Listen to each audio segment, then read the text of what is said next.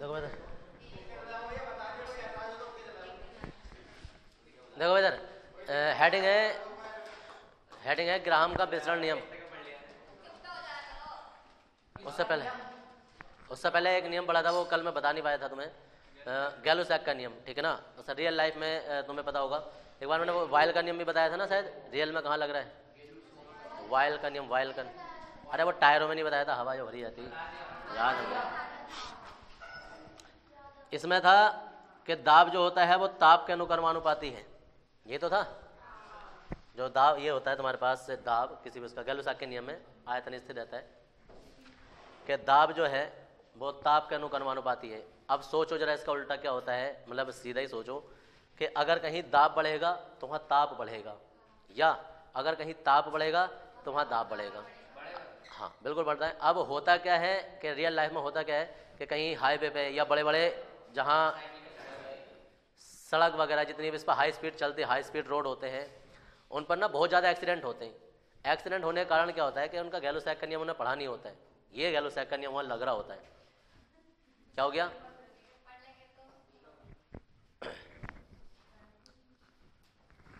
तो गैलो-सैक का नियम जो है वो वहाँ लगता है। कैसे लगता है कि जैसे हम यहाँ से कभी कभी तुम भी ना अपनी रियल लाइफ में तुम्हारे बड़े भाई या कोई भी पापा वगैरह कोई भी रिलेशन में होता क्या है कि उन्हें पता है कि हमें यहाँ से मुरादाबाद जाना है या कहीं 50 किलोमीटर या 60 किलोमीटर जाना है, तो पता क्या करेंगे रास्ते में से घर में से ही अभी हवा हुआ चेक करवाएंगे। ज़्यादातर मैक्सिमम लोग करते हैं क्या टायर वायर में हवा हुआ तो नहीं है, क्योंकि बड़े सफ़र पर जा रहे हैं या लंबे सफ़र पर जा रहे हैं तो हवा चेक करवाते हैं अपनी।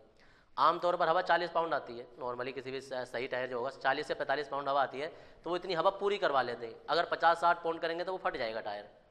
अब होता क्या है कि या कार में भी जा रहे हैं तो कार में भी हवा जितनी आनी होती है 30-35 पाउंड जो आनी है वो इतनी पूरी करवा लेते हैं। अब पूरी उन्होंने हवा करवा ली, हवा करवाने का हाईवे पे चल पड़े। हाईवे पे जब 50-60 किलोमीटर 100 किलोमीटर चलते हैं ना तो वहाँ उसके टायर गर्म हो जाते हैं घर्षण बल के कारण। लगातार पहिया घूम रहा है तो जब लगातार पहिया घूमता है तो टायर जो होते हैं गर्म हो जाते हैं। टायर गर्म हो गए तो नियम ये कहता है कि अगर कहीं ताप बढ़ेगा, टायर गर्म हो गए, टायर का ताप बढ़ा तो वहाँ दाब भी बढ़ेगा, दाब बढ़ेगा अंदर प्रेशर बढ़ेगा और टायर फट जाता है। गाड़ी 100 की स्पीड पर चल रही है और टायर अचानक फट गया। जब कभी भी कार है एक साइड का टायर फट जाए या मोटरसाइकिल है अगर उसका अगला या कोई सा पिछला टायर फट जाए फिर वो कंट्रोल नहीं होती है। अगर 100 की स्पीड पर गाड़ी चल रही है तो वो या तो सीधा आगे जाकर खंती में गिरेंगे या किसी से टकरा जाएंगे जाके, इसलिए वो एक्सीडेंट होते हैं।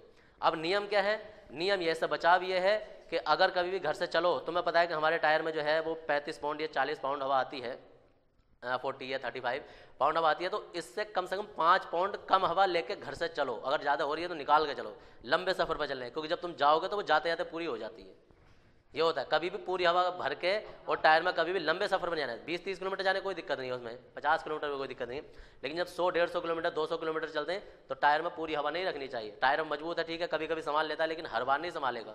तो इस स्थिति में होते हैं ना हाईवे पर बड़े बड़े एक्सीडेंट इस चक्कर में होते हैं। कार चल रही है 100 की स्पीड पर, 120 की स्पीड पर, 150 की स्पीड पर कार चल रही होती है, अचानक एक टायर फट गया, कार एक और कोई भाग जाती है, जिधर को फटेगा उधर को भागी, वो कंट्रोल हो ही नहीं सकती, स्टीयरिंग काम नहीं करेगा उस टाइम पर, एक और को चले गए, एक्सीडेंट हो जाता है। पूरी पूरी दुर्घटनाएं होती हैं, पूरे सवारियाँ खत्म हो जाती हैं।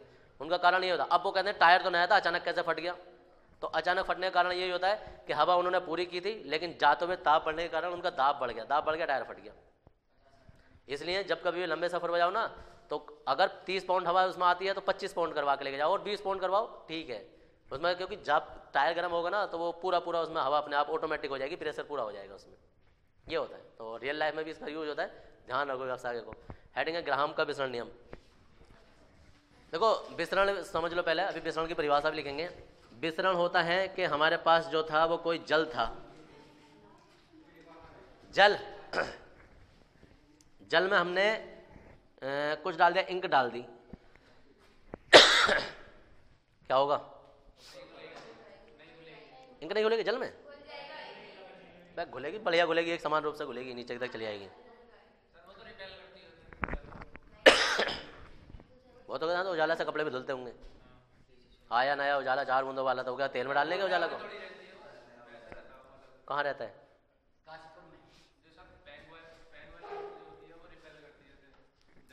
कौन कह रहा है? और कोई और पेन होगा क्या पता, उसके ऑयली कोई इंक हो, लेकिन रिपेल कुछ ना करेगी। इंक डालो तुम कोई से भी, नॉर्मली मार्केट में जो भी इंक लिखती है, अरे कोई और कलर डाल दो यार, कहने का मतलब ये जैसे डालोगे तुम्हें हिलाने की जरूरत नहीं पड़ेगी, वो अपना आप घुल जाता है।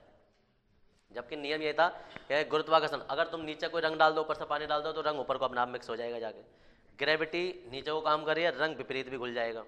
वो नहीं चाहे कि भाई ऊपर को ना जाए तो भी वो अपना ऊपर हो जाता है। मतलब गुरुत्व के विरुद्ध दो या दो से अधिक पदार्थों के मिश्रण को विसरण कहते हैं, मिश्रित होने को। दो या दो से अधिक पदार्थ, अब तुम्हें ऐसे मान के चलो कि कोई नींबू का रस है, नींबू का रस है और जल है, दोनों को आपस में मिला दो, तुम उन्हें जब एक साथ डाल दोगे, तुम उन्हें फिर कितना भी रोकते रहो वो रुक नहीं सकते, वो मिश्रित होकर मानेंगे। तो जो वो मिश्रित हो रहे हैं, अब कितनी तेज मिश्रित हो रहे हैं वो उसकी दर पर डिपेंड करता है। तो जो मिश्रित हो रहे होते हैं ना, तो प्रति सेकंड मिश्रित होने की दर को ही विसरण दर कहते हैं, विसरण दर।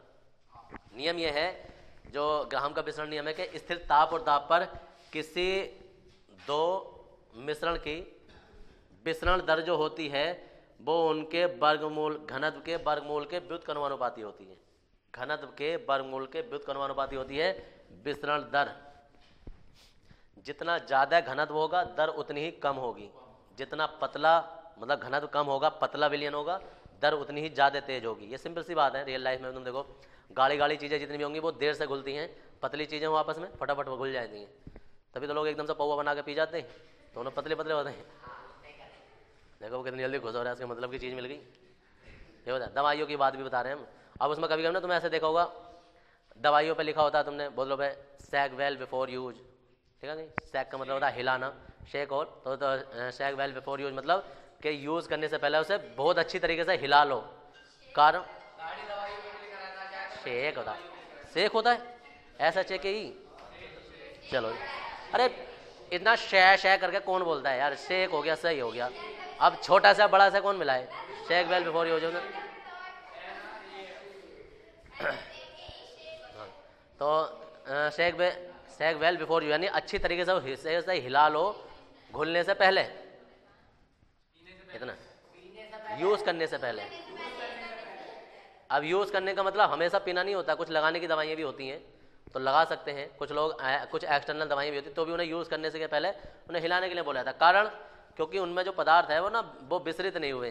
अब विसरित नहीं हुए मतलब या विसरण हुए भी हैं तो वो जम गए, उन्हें हिला लो ताकि मिश्रित हो जाए, विसरित हो जाए, ये होता है। तो किसी किसी मिश्रण की या दो से अधिक मिश्रण की विसरण दर जो होती है वो उनके वर्गमूल के, इसके घनत्व के वर्गमूल के व्युत्क्रमानुपाती होती है। जबकि ताप और दाब नियत रहेगा, ये फिक्स है, ताप और दाब नियत रहेगा। लेकिन इस नियम के अनुसार